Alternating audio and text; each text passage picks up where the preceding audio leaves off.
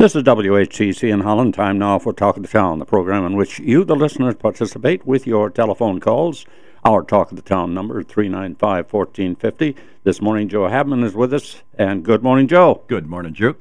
Well, I guess the big news in Lansing is budget, right? It's all about the budget. Okay. Yeah, it has been for a couple of months, and it will be right through June, or the first part of June. Right. But we had a great week. The first House budgets are voted out of the House, which was a good milestone, a good thing to have behind us. That doesn't mean the budget is over. It's a long ways from over. Now we send our budgets over to the Senate. Senate's trailing us just a little bit, but they're still on time. They'll send their budgets over to us, and then we begin the process between now and June 1 of reconciliation and coming to an agreement. What if they just agree with it? Well, that would make things easy. That would it would have made things easy if we just agreed with the governor too. But that's typically not the way the process works. Right, and it's a good thing. Yeah, exactly. So now that that's out of the way, what's next? Well, as I said, the hard part, it felt like a tough 2 weeks because I had to get those budgets ready, and we've voted down and voted up a lot of amendments on those budgets to get them to where people were comfortable voting them out of the House. But now, the real work begins. It felt like a victory this week, but the real work starts when the Senate gives us their budgets. Yeah. And it goes to committee? Each budget will go to a conference committee made up of 3 House members, 3 Senate members. Then the final negotiations are with the 3 of us, the House, the Senate, and the governor. We come to an agreement on each budget.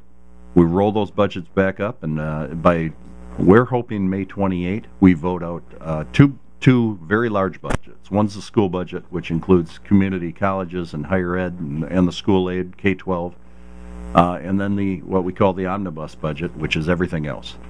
So with 2 votes, we will decide, as I said this week, how to spend $48 billion of other people's money.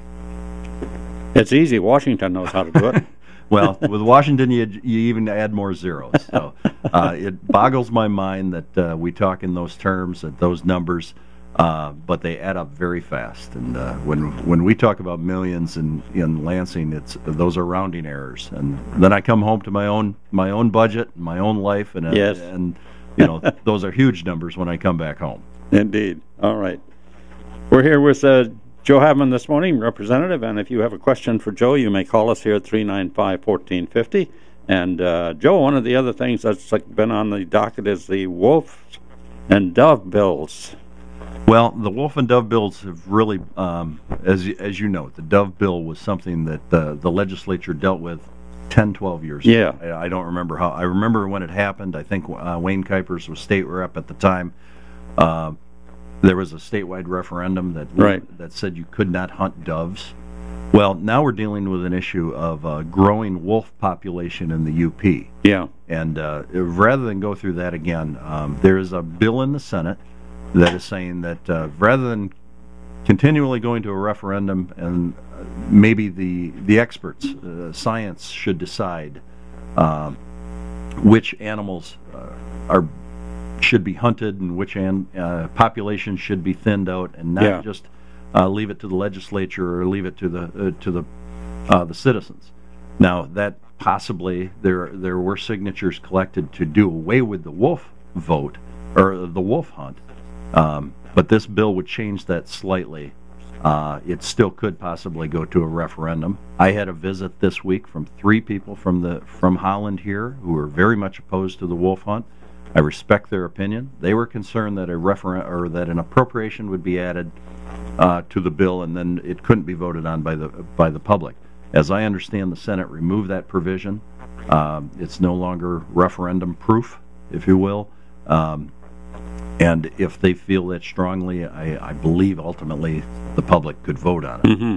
But it sounds like a logical way to decide these things, not through emotion or your opinions on whether hunting is right or wrong, but based on science as to what animal populations are too high or too low. Mm-hmm.